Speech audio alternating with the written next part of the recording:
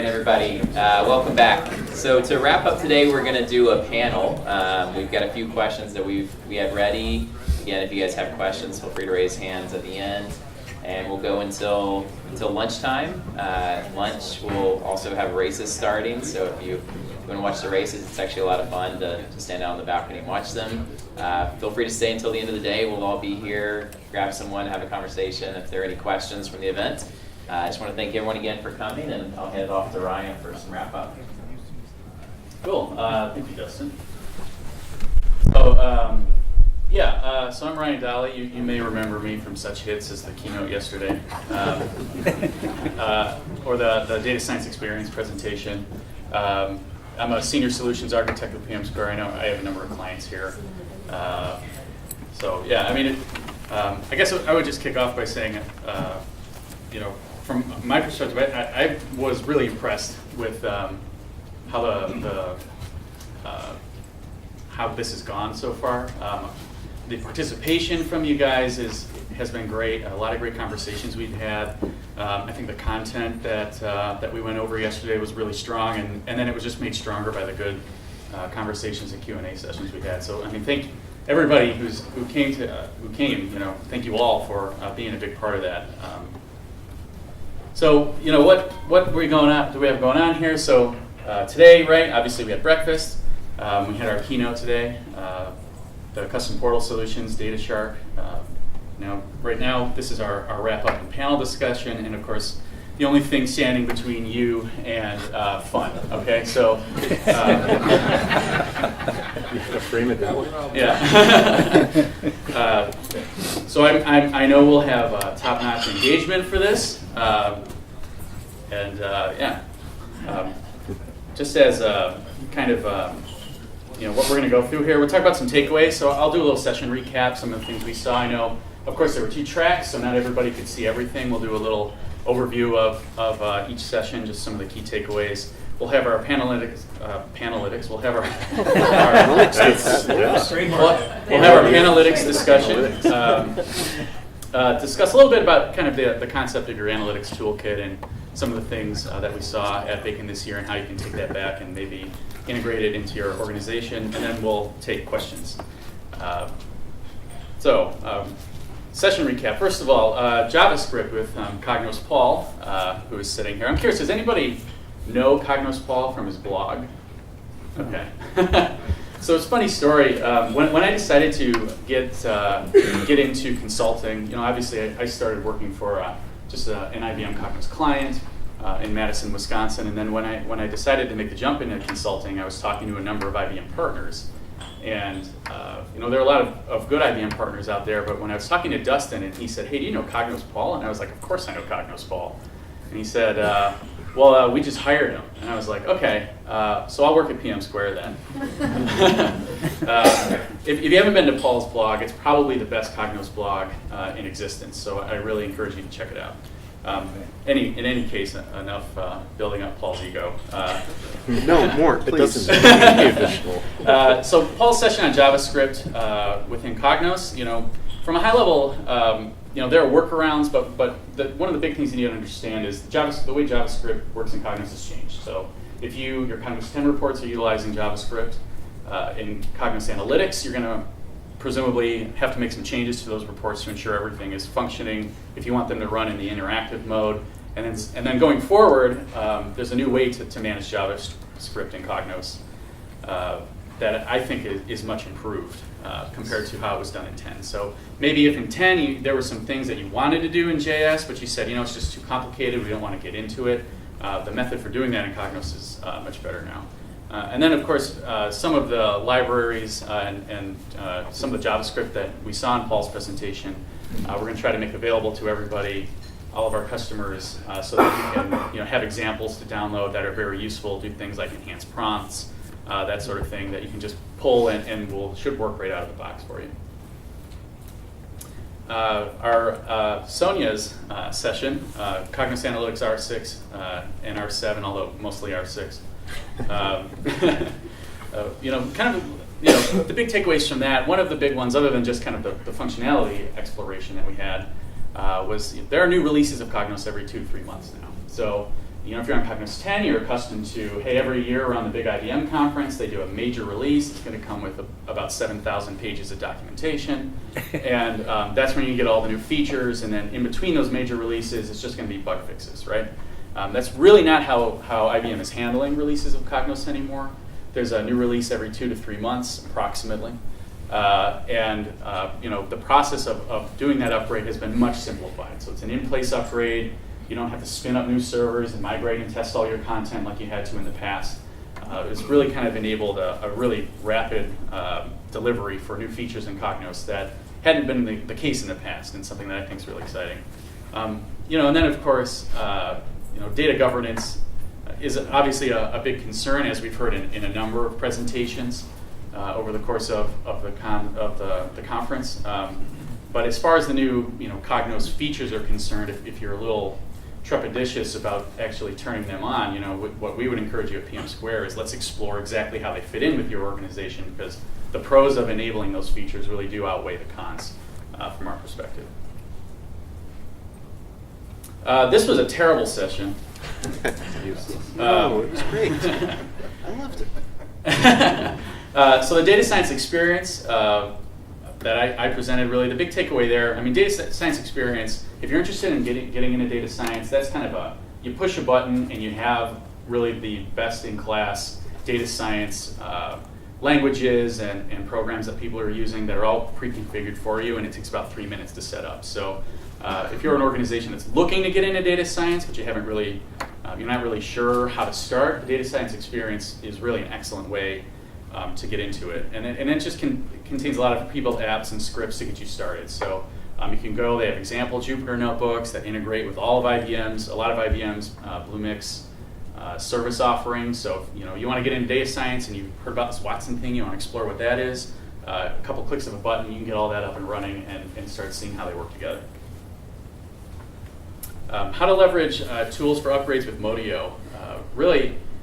Modio provides a really good platform for doing your C10 to C11 upgrade, migrating the content, validating the content. I can tell you I have personally done Cognos major release upgrades using Modio, and it made it infinitely easier. And I would really encourage you, if you're interested in that, to take a look at it and see if Modio can help you in your upgrade, because my experience with it has been nothing but positive as a client who has used it in the past. Planning Analytics, Workspace, and Cognos integration. We really felt, we talked about that. One of the biggest takeaways from this session was that Planning Analytics is what you used to know as TM1. There was a lot of confusion about that. What is Planning Analytics? And it's really kind of the next version of TM1. And that Planning Analytics, Workspace, and Cognos integrate very seamlessly. So if you are a TM1 customer interested in Planning Analytics, you can pull that into your Cognos environment and do the eye on it very quickly. Requirements gathering that Mike went over. Really, you need to gather your requirements before you start building your report specs. And this is one of my favorite phrases I've heard about this. Iteration equals mitigation. And that's really a kind of a key thing to take away. We really encourage you to get to a point where you're rolling things out much more quickly, because we've all experienced in the room, you spend 6 months working on that report or that data model, and then you get it to the users and they say, this is exactly what I asked for. Now please add these 10 other things. And the way to circumvent that is get them something more quickly. You can start soliciting that feedback, and then you will be able to capture those now add 10 other things requests much earlier. Leveraging visualizations with Ruben Lawrence. One of the big messages from Ruben's presentation, visualizations benefit from breaking the status quo, and of course less is more, both in terms of visualizations and for those of you who attended the session in terms of cell phone features. Thrive for user adoption with Eric Dolly. So really, there's a big difference between perception of user activity and the reality of user activity, and getting that information out of the audit database in Cognos with the pre-configured reports is impossible, and then even kind of building your own reports can be kind of difficult.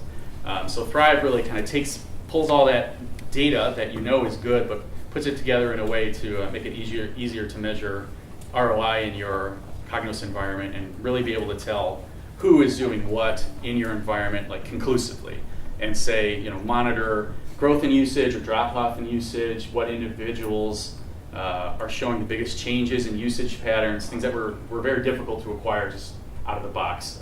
Thrive will help you do that. And then, we're going to give away a free Thrive instance. Greta, do you know what they were going to tweet something and then they got to retweet it? Do we have people who use the Twitters here? Post on social media, like retweet something we put out there, like our bacon post on Instagram or LinkedIn. You'll be entered into the raffle for the drawing of the drawing. So any sort of social media engagement. And our Twitter handle is just @PeopSquare.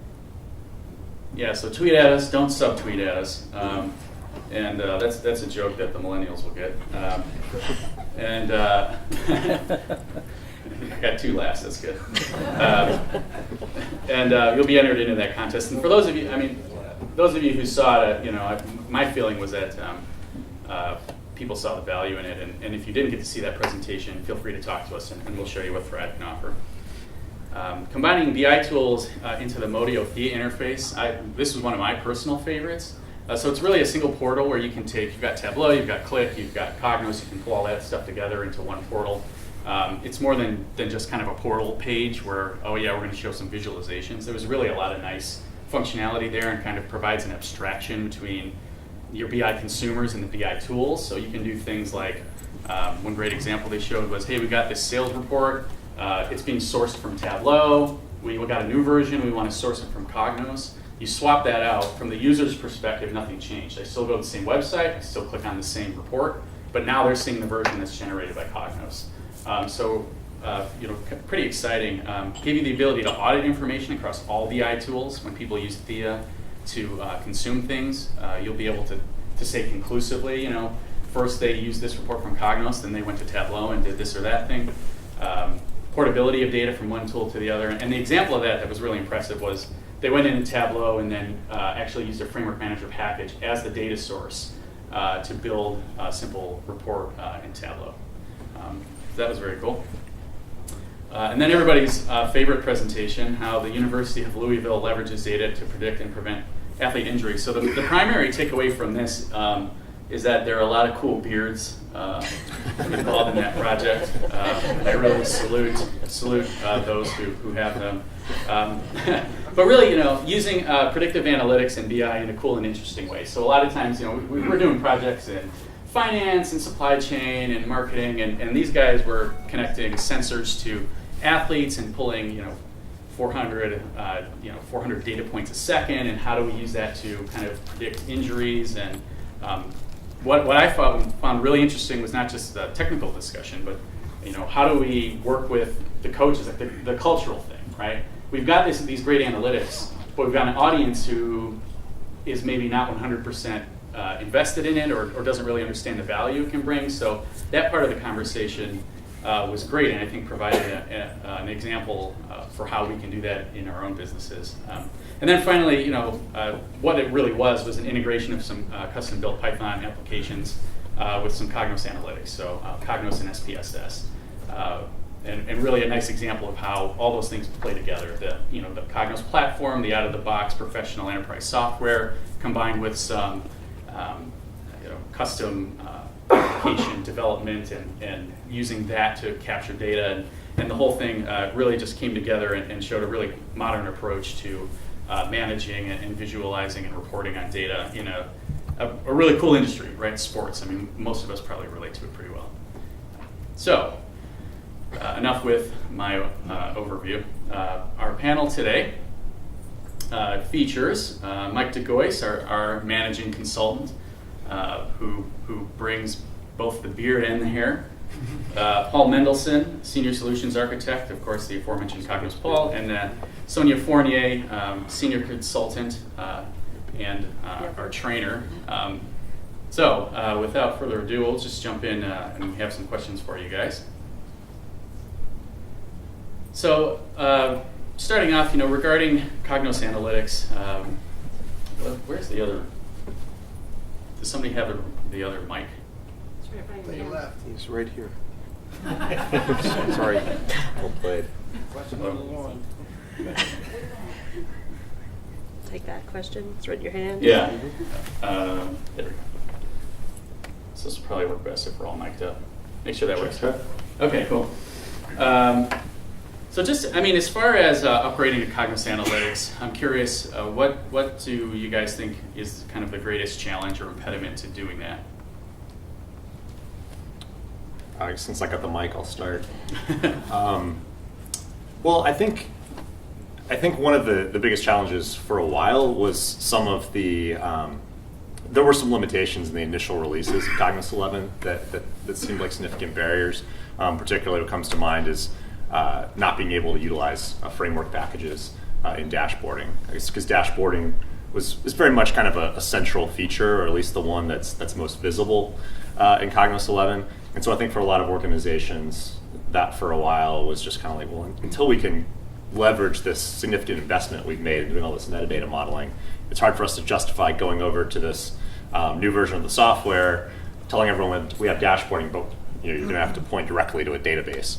And we're not necessarily comfortable doing that, or we haven't figured out how we're going to do that in our organization. But that's been removed.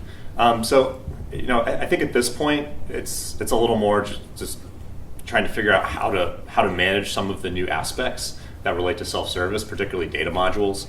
People aren't quite sure how to best utilize data modules yet. IBM has just recently provided this direction that data modules actually will eventually take the place of framework packages of metadata modeling there. And so that sort of direction at least starts to help people visualize what the vision is moving forward for some of those components.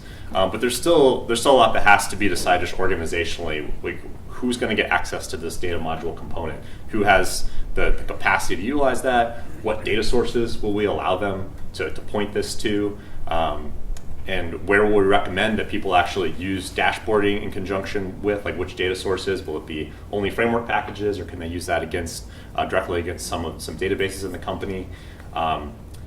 This ability to upload Excel spreadsheets and kind of be able to do that in mass, have that be easy, that's kind of a new thing. So I feel like at this point it's less technical barriers and more kind of organizational ones.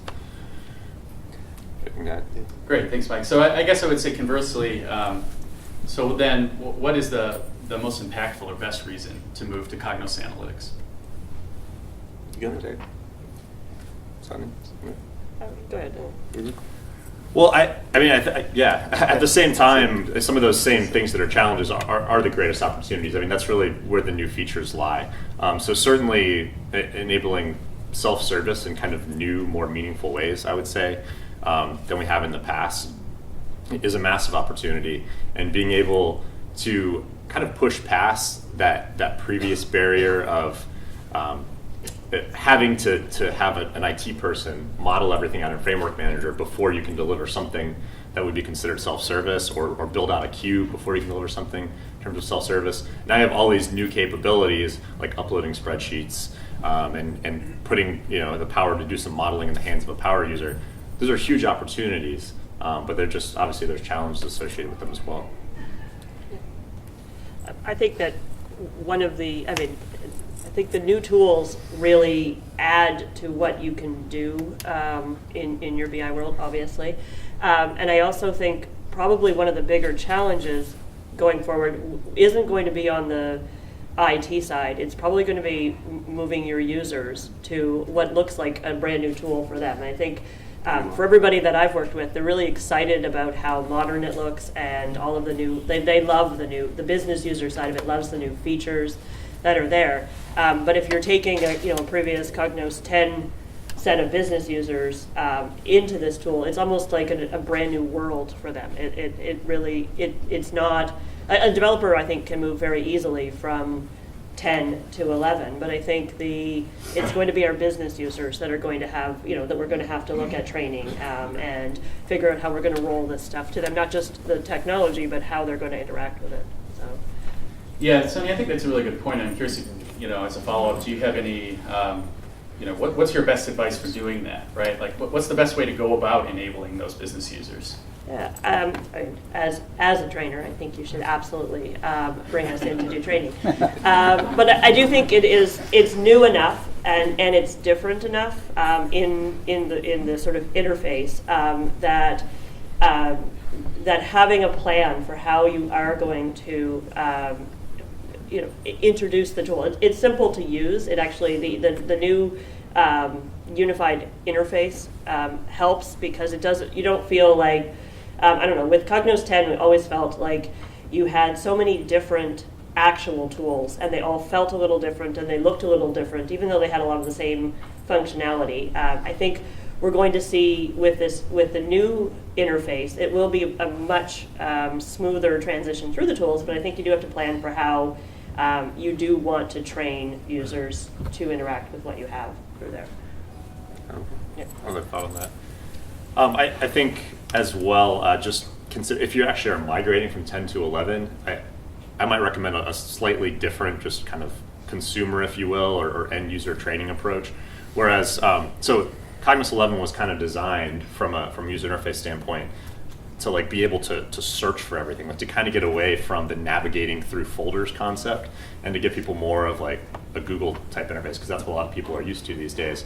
But at the same time, I found people are very comfortable now, if they've been using Cognos for a while, with Cognos connection. So I think you can show them like, okay, you still have the ability to do it this way. You also have this new option as well, and give them the option over time to start to realize, hey, I don't have to like search through 6 levels of folders to get down to the report that I need. I actually can just type it in here, or it's in my recent items. But just let them know that they still kind of have what they had before. It looks a little different. They're not forced into doing things some new way right off the bat. Yeah, I think that's a good point. And one of the interesting things I've noticed when I watch people using the new version is nobody ever goes and clicks on the search button that's on the welcome page. And I think the reason is because we all knew how search worked in Cognos 10, right? It didn't. And in Cognos Analytics, it really does, and it works out of the box. So it's been so ingrained. I got to navigate to my content, because if I type in search, the thing I actually want is going to be the 117th result.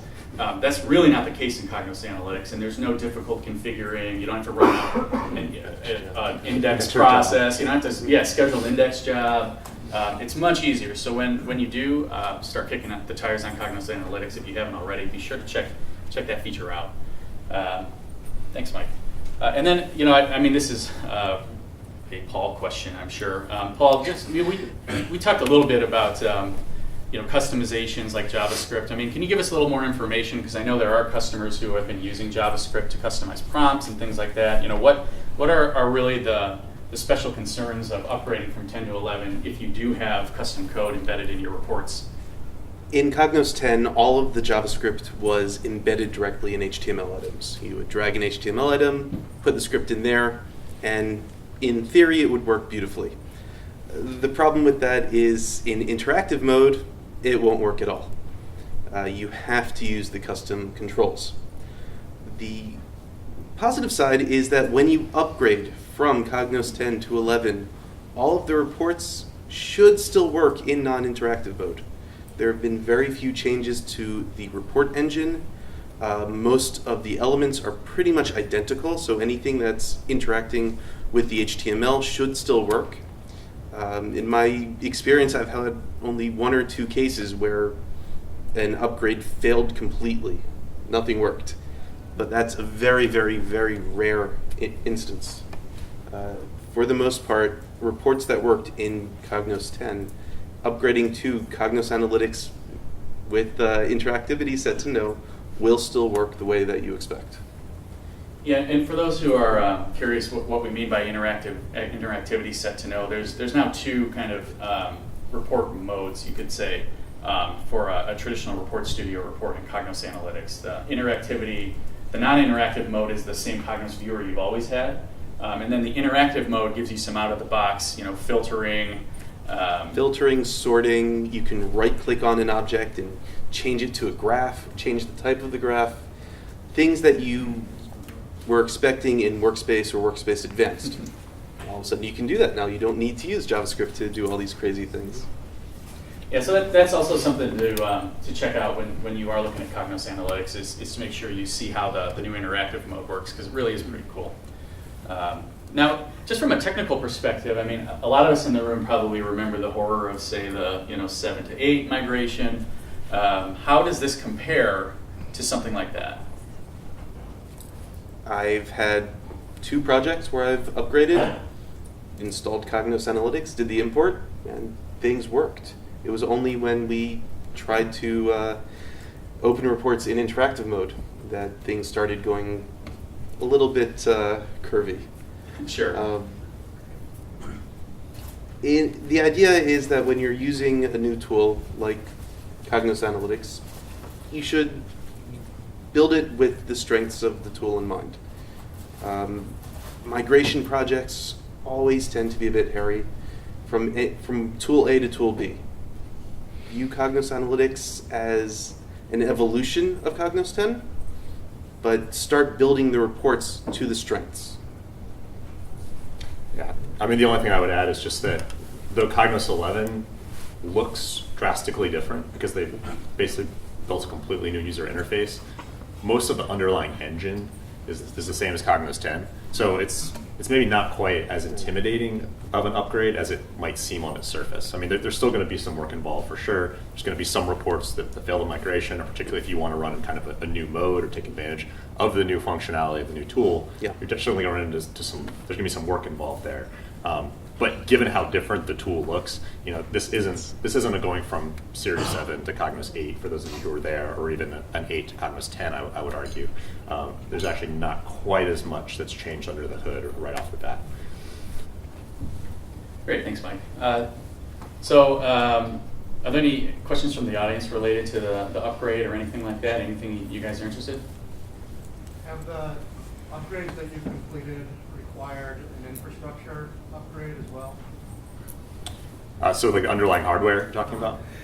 Okay, you want to talk about that? Thank you. Yeah, I've had one successful upgrade, and they used the same server. They had Cognos Analytics and 10 installed simultaneously.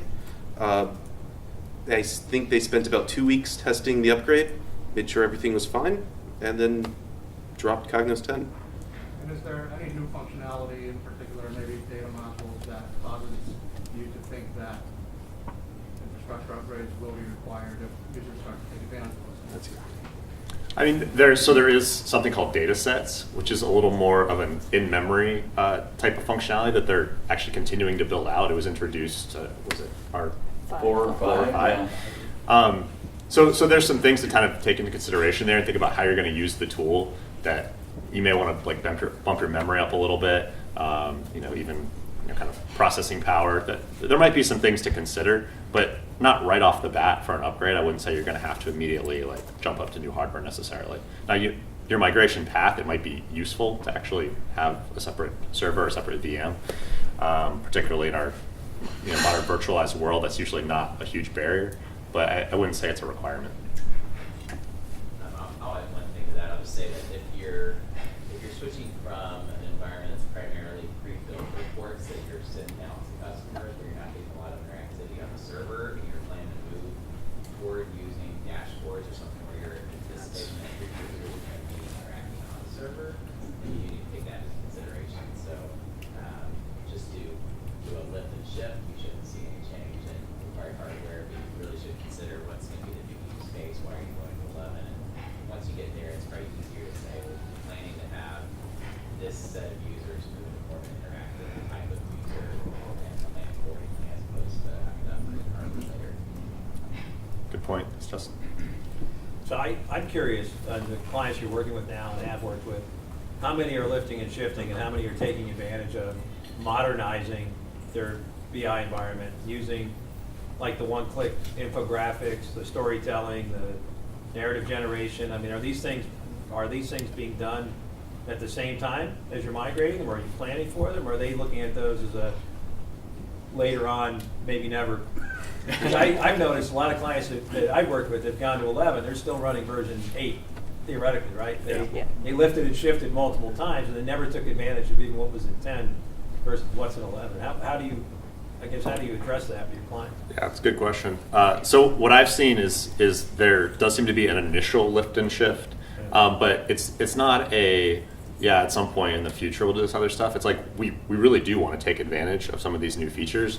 We just feel like it's maybe a little too much to bite off to try to do everything at once. Because I mean, there is a case to be made for combining those efforts, but at the same time, you can't kind of separate those out into a phase 1A and a phase 1B perhaps. So we have a lot of, okay, just the new interface itself is so different. Why don't we get over there, we get people used to kind of interacting with it, they still know how to navigate to their existing reports they're used to using, and then while we're doing that, we can start considering, some of these questions I was mentioning about how to use data modules and which data sources people can point to, how they're going to take advantage of some of those interactive elements, just dashboarding in particular. So people are eager to get there, but they're not necessarily doing that as part of the upgrade effort. Do you guys have similar experiences? That's pretty much what I've seen. Yeah, that's what I would say too, that brand new customers are tending to go to the newer features. And my existing customers just want to see that everything works the same way it worked in the past, and that they will eventually add the new features. And their business users are more excited than the IT folks generally of the newer stuff. That's what I found. So. I just want to throw out that change is scary. The new GUI, the new data modules, the idea that users can connect to a framework and build their own reports. There's governance concerns, of course. But as time goes by, as the users learn to use the new tool, then the initial resistance to it fades and it gets more widely adopted. So I'll share an interesting metric to follow up on that thought. I use Cognos every day to run the business. I looked at our cloud customers, our net new cloud customers that show up not having previous versions of Cognos are creating applications that never existed before in the business. And then we hired new smart people on the team, smarter than me. They found out that those customers already existed and have on-premise versions that IT controls. So the business now, even with Cognos, as we saw with all the other tools, are actually buying cloud versions of the product and spinning up their own new apps for fear that IT is not moving quick enough and doing lift and shift. So just as a and somebody like purchasing comes back to you guys and said, all right, you got to make these things work together. Like I'm not paying for it twice. So it's just a data point. I don't know if that's good or bad yet. We'll see. Yeah. No, I mean, I think a number of you have probably heard me say this now quite a few times. I'm thinking of you, Justin. I really encourage people to think, to really think about incorporating, even though it is scary, incorporating the new features into their upgrade, because just in my experience working with people, the two main things I think of are, one, you never get a second chance to make a first impression, right? So you go to the new version, but if all anybody can do is just still run the same old reports they had, the cool new interface is going to be nice, but they're going to feel like what else is there to this? Like, you redesigned my Cognos connection, but I still have the same old reports. So there's a risk of that. And then the other thing is just in working with clients, I find that a lot of times, and this, your mileage may vary on this. Maybe this isn't the case in your organization, but a lot of times what happens is, the time when you can have the freedom to look at how you're going to use the new features and really plan how you're going to roll them out and take your time and get budget to do that is during the upgrade. A lot of times, you say, we're just going to do this lift and shift upgrade, and then a year from now, we're going to do a second project to roll out the new features. And then you go through your IT steering committee and you ask for the money for the second project, and they tell you no, because what they're accustomed to is we fund infrastructure upgrades on, like the software side, like you're in the infrastructure planning cycle, and hey, we allocated the money for you last year, and you spent it, so 5 years from now, we will give you more money for another large upgrade. I have a client who's on that, a 5-year cycle, and they can upgrade Cognos every 5 years, and that's it. So if they don't incorporate the new features into that upgrade, they're going to have to find a way to do that on the fly while they're doing their day-to-day jobs, and that's going to be a lot harder. So, like I said, your mileage may vary. Every organization is different. That may or may not be the case with you, but that has definitely been something I've seen where people say, hey, we really want to do this, but let's do a little later, and then the risk is later ever going to come, or is it going to be version 12 rolls out and they've got the helmet you put on and you think, and it puts a graph in your head, right? And you're like, okay, well, we'll roll that out. First, we'll figure out how to do data modules, and then we'll roll out the VR helmet, right? So that would be my message around that. Would just, it's not going to be right for everybody. Obviously, sometimes the right decision is just do the infrastructure upgrade and think about the new features later. But the best time to do it, the time where you're going to have the biggest window of opportunity, is during that upgrade. Is that an RFE? I'm going to Ottawa tonight. Yeah. I'll make sure. So go vote that one out, the VR helmet. We heard it was already on the road now. Yeah, thanks. Those are great questions. And anything else related to the upgrade? I know this is probably one of the biggest topics that's on people's minds, so I want to make sure we kind of get those here before we move on. Great. Okay, so just another interesting thing we've seen is cloud. So I'm curious from our panelists, what is really the best way for an organization to go about incorporating Cognos into their cloud strategy? I think it depends a little bit on your organization's cloud strategy. I mean, the easiest way to get there is to utilize the IBM cloud. And to be honest, in most situations, it may sound disingenuous coming from us as IBM partner, but I really do think that's the easiest way to go and the most reliable way to go. I've actually been part of a project where Cognos was built out on AWS, and that can work really well, but it's also a very complex endeavor. Because Cognos wasn't designed with that type of infrastructure in mind. So you can make it work, but there's a lot that goes into it, particularly if you want to actually take advantage of features like auto scaling and have the kind of redundancy that you potentially can achieve with a cloud type solution. Now, IBM's, they're obviously thought about those kind of things. The product their cloud is more adapted to the Cognos product. Cognos products more adapted to their cloud, and they're kind of building this one time for all their customers. And so there's a lot, I think, that you get that you would spend a lot of development time trying to build into something like AWS. That's going to be just kind of included in the IBM solution. So I think that's the shortest route. That being said, if your cloud strategy is moving everything onto AWS, you may not necessarily just want to kind of have the IBM cloud bolted on there just for your Cognos. You may have a lot of people in-house who are very adept at setting things with DevOps strategy and such with AWS. So I wouldn't necessarily dissuade you from that. I would just encourage you to consider what expertise you have in-house and what IBM is offering. Take a good hard look at that and see how that could be incorporated. Great, thank you. Moving on, we've talked a lot about self-service analytics, and I think we've got some good perspective on it, both why, if it's not part of your BI practice, it needs to be, and also how giving people self-service features doesn't mean that governance goes away, right? And in fact, the importance of governance, in my esteem, really goes up once people start using a variety of self-service tools. And we can all think of examples where the lack of data governance got our organizations into some hot water, right? So just overall, regarding self-service, and this is kind of an interesting question. So I guess the way I'll phrase it is, everybody here has a Cognos 10 installation, and we all can think about how our attempts to enable self-service in Workspace and Workspace Advanced went.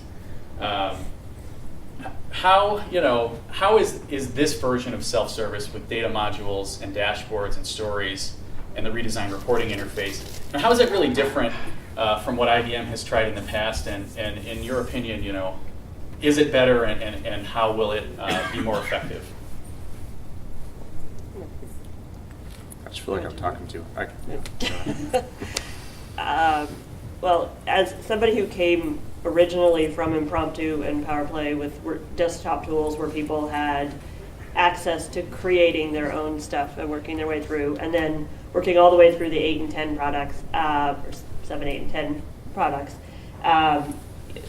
we fought on self-serve all the way along, where things like external data sort, or bringing in external data into Report Studio reports, and all the stuff that went along with that.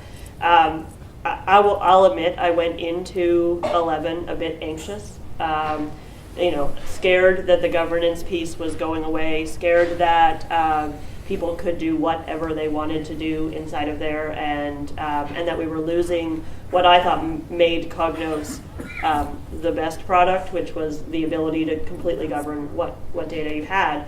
And I'll admit, when I go in and I try to test something, the first place I go now is dashboards, not Report Studio or Report Authoring, which is where I always would have gone in the past.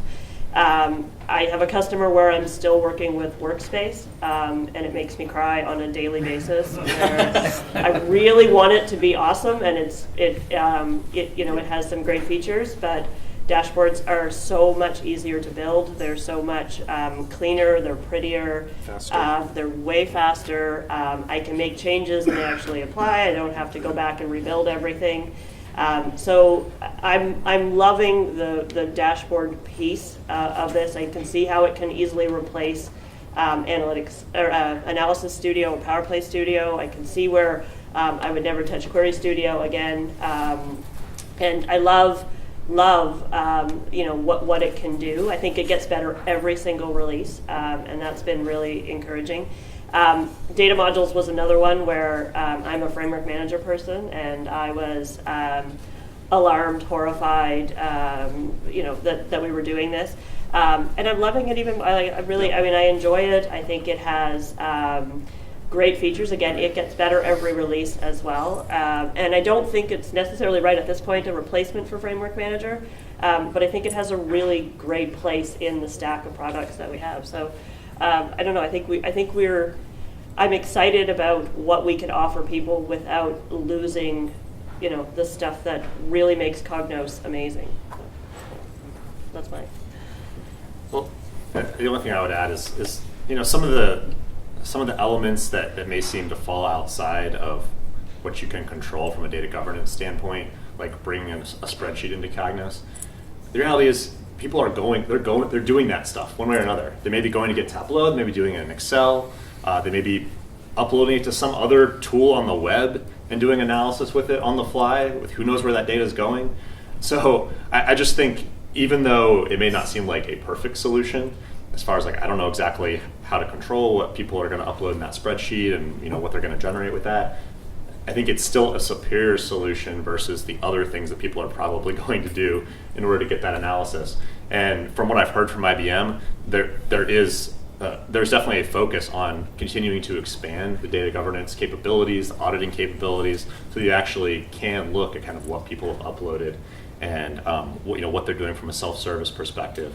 And so why not go ahead and start directing people like, hey, okay, let's start doing this in Cognos, and you're going to have more control than you had before, and you're probably going to continue to get more control as the product continues to be developed.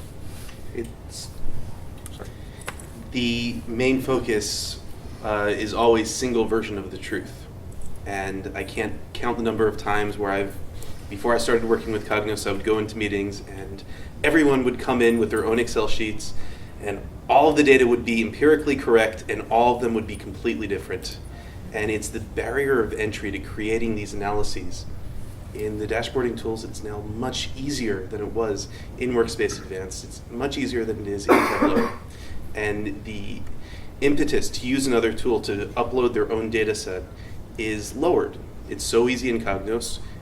Cognos will generate the single version of the truth that we need in an organization. It makes everything easier and safer in the long run. Yeah, thanks, Paul. I think that's a really good point. And I'm curious if the panel has any recommendations around kind of some explicit strategies for how do you go about managing data modules in particular. Because I can tell you, talking to my clients, that's really the number one. When we show the new version, they say, oh, the dashboards look really cool and the reporting interface is really different. But that's kind of cool and stories are cool. But we just, people they see the data modules piece and they have a hard time imagining how it fits in with their organization, how they're going to govern it and determine who can have access to it and when and why and what data sources they'll allow people to connect to. So just any general recommendations for how you think an organization should start thinking about that process or maybe some best practices around that, particularly the data modules piece, because I feel like that's really, in general, the number one thing that organizations are struggling with. think maybe one of the most important things is just figure out which data sources you have in your organization, which are actually conducive to being used with data modules, and then identify who the people, like specific people, I wouldn't even say just roles, because I think it might be specific individuals that you need to identify who actually kind of have the combination of some knowledge about the data and about the business and just enough technical aptitude. I mean, data modules are vastly easier to use and understand than Framework Manager. It's also, at this point, not as powerful, although that functionality is being developed and is going to continue to be developed from what we've heard from product management. But I still think you need to be very specific. I wouldn't encourage organizations to just say, okay, we kind of have a bunch of people now that have data modules and you can kind of point it to wherever you will.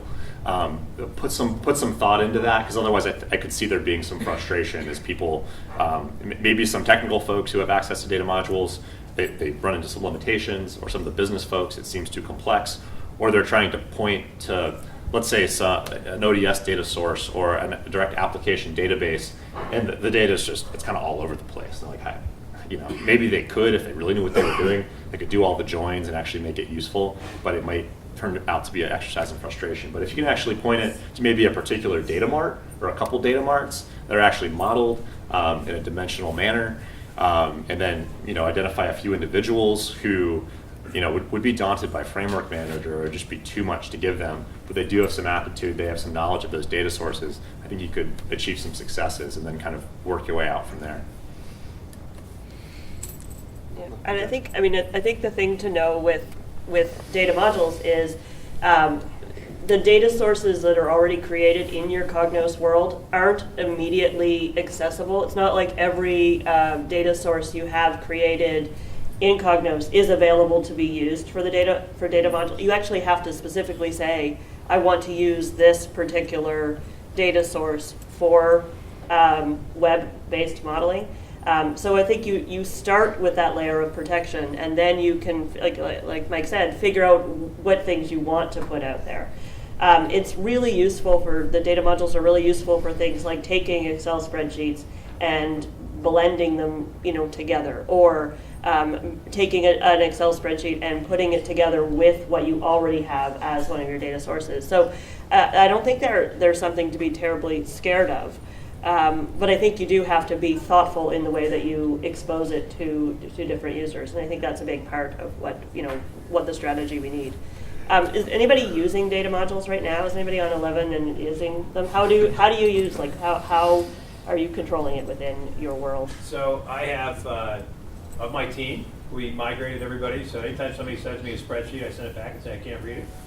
Everybody has to go through Cognos, and of the team, the people that own, they can upload data modules based on their governance level. So I have a silver, a gold, and a platinum level. And if you're in the gold and platinum level, which means that's the report we send up. So if you saw it, the best example I have, does anybody listen to the earnings calls on IBM? Anybody catch the earnings call? Did you see Cognos got mentioned on the earnings call?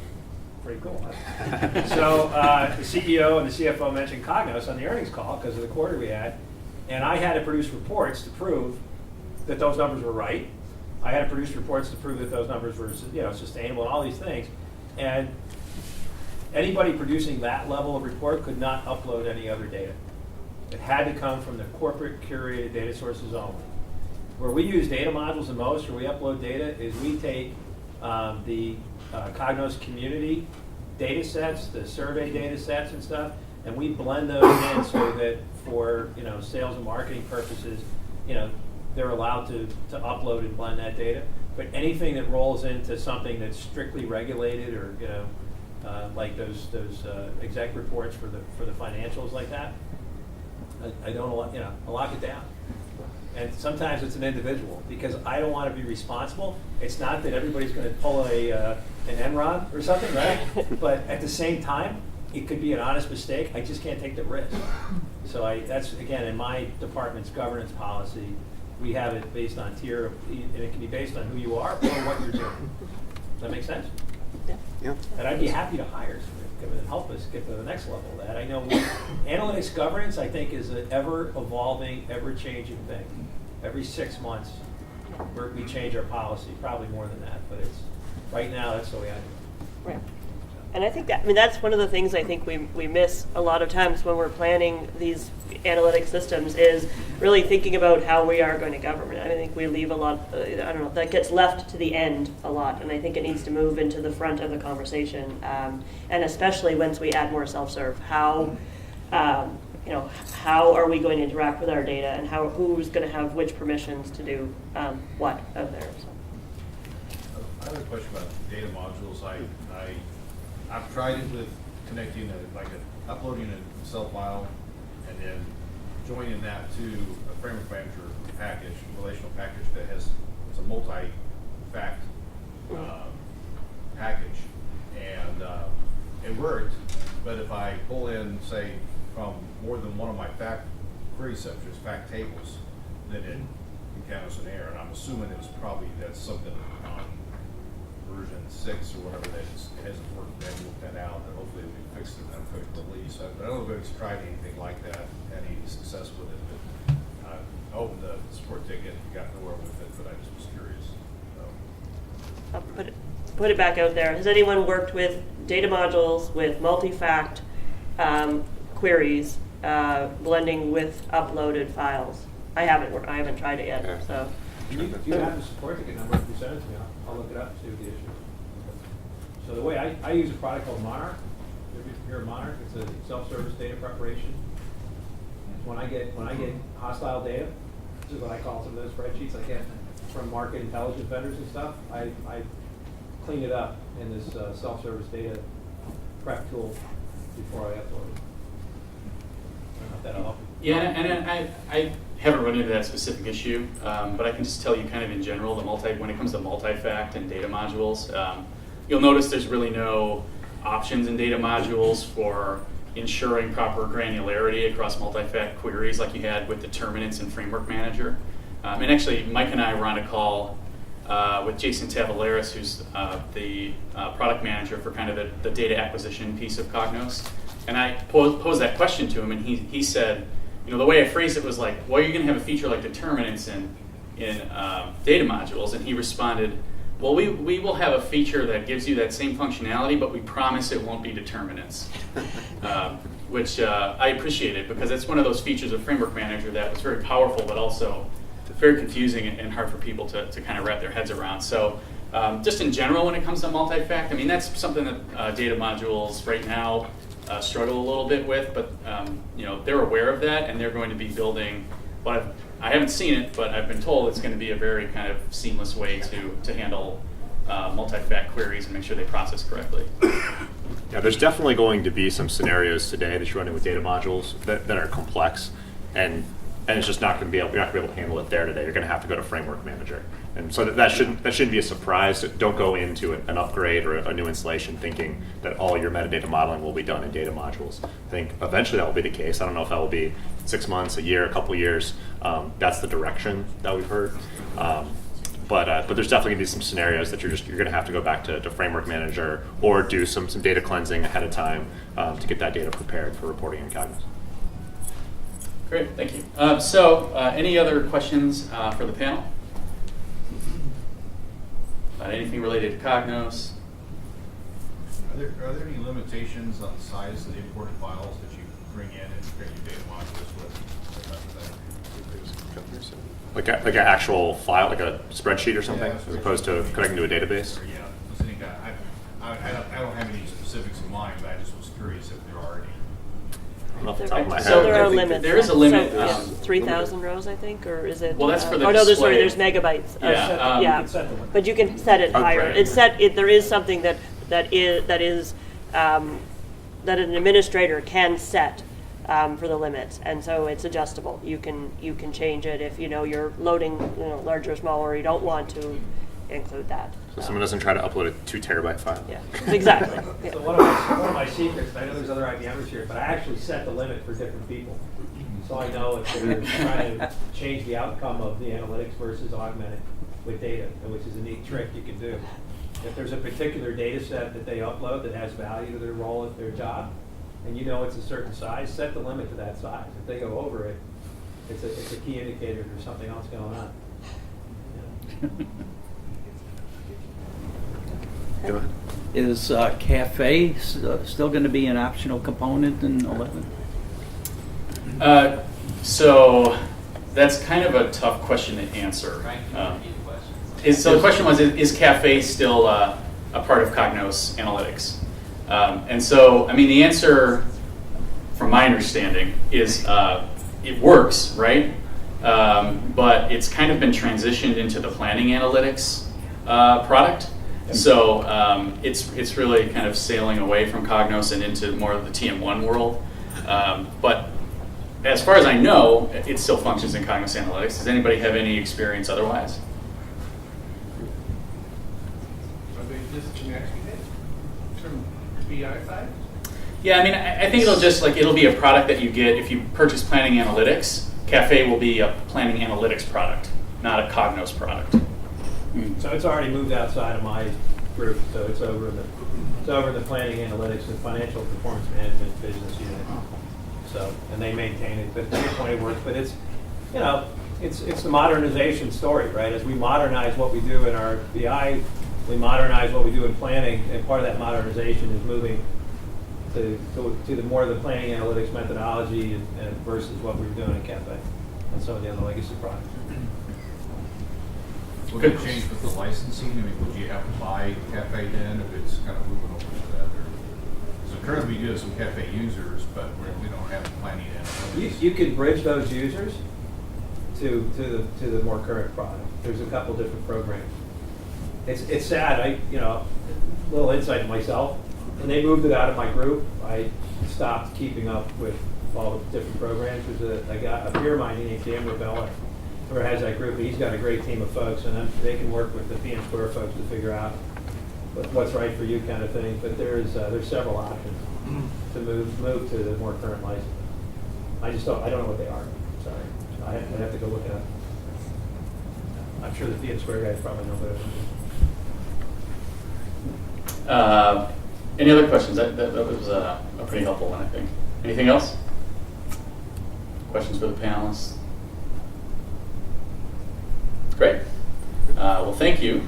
Thank you, Mike and Paul and Sonia, for participating.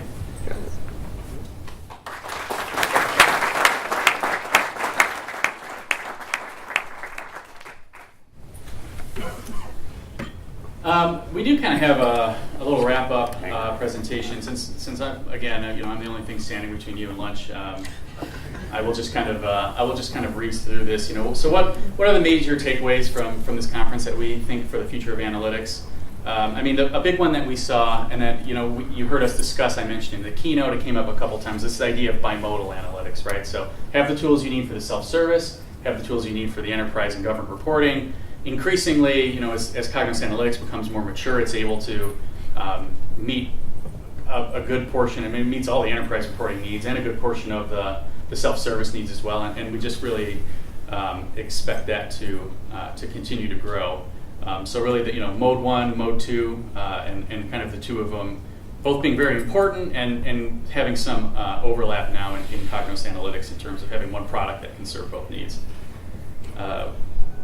Current market trends and business needs. Of course, we're going to consistent web-based experience on all devices. So whatever device you want to use, you get the same experience on it. Guided experience accessing data, so people don't have to be data modelers in order to be able to go in and get value out of it. Integrating solutions, and really just more intuitive features, user-focused features, not just IT-focused stuff going forward.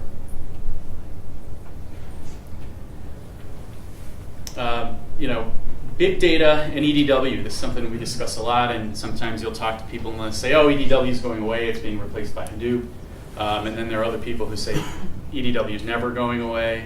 And the reality is, they're both kind of right. There are certain workloads that are going to move into Hadoop, going to move into MongoDB, right? But the core EDW function is not going away, especially for providing governed data and a data platform from which you can ask a huge variety of questions rather than kind of explicit application-focused data sets, which is, in my esteem, something that Hadoop is better at providing, right? And use the best tool for the job, right? Sometimes the EDW is the best tool, sometimes Hadoop's the best tool. You really need to choose, make sure you understand both and choose the right one.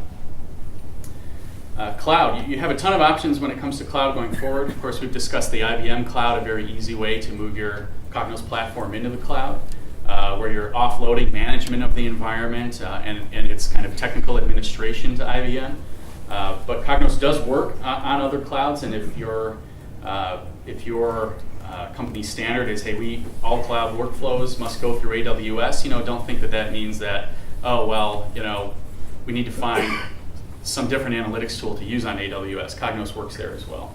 And of course, the bridge to cloud offering from IBM, which I know a number of you have taken advantage of and others are considering, is a very attractive way to begin that move to cloud for your organization. So if you're interested in that, feel free to talk to anyone from PM Square about it. So what are the next steps? So today, enter the raffle for Thrive by retweeting or liking us on LinkedIn. Visit the Genius Bar. I know we haven't really discussed it, but some of us are going to hang out over in the bar area, and then if you have questions maybe you wanted to ask during the panel discussion but didn't get a chance to, or some really weird technical thing you want to run by one of us, we'll be hanging out there. Just feel free to come and ask us that question. We're going to have lunch now, finally. And after that, horse racing will start, and then our raffle at 3 p.m., where we're giving away some pretty cool stuff. I know I saw a Nintendo Switch over there. Switch and an iPad. Okay, a Nintendo Switch and an iPad. So I want both of those things. Unfortunately, I'm ineligible. And then in the future, look for a follow-up email. We'll reach out to you with an email that contains the slide content from the presentations today. So if there's something you saw, but you can't quite remember what it was, you'll have all that content available. We will send out a survey, and we really do value that survey feedback, and we discuss it after the event and use it to improve events going forward. So if you want to fill out on there like, hey, that guy who did the keynote, don't have him do the keynote next year, that we will take that into account. And then, get in touch, and really, that's a big part of kind of what we're here for. If you have any unanswered questions or anything related to Cognos or analytics that you want to discuss, we're not a consulting company that is looking to, hey, you want to call up and talk to Mike and I for an hour about a question that you have. We're not going to say, okay, well, here's your bill for an hour's worth of services, right? We're really partnering with you. And so feel free to reach out if there's something that you saw that you want to explore further, or a question that you didn't get answered in the conference. Do reach out to us, and we'll make sure to get back to you and help you, chart your path forward when it comes to analytics. So any further questions? All right. Well, thank you everybody for coming, and enjoy lunch.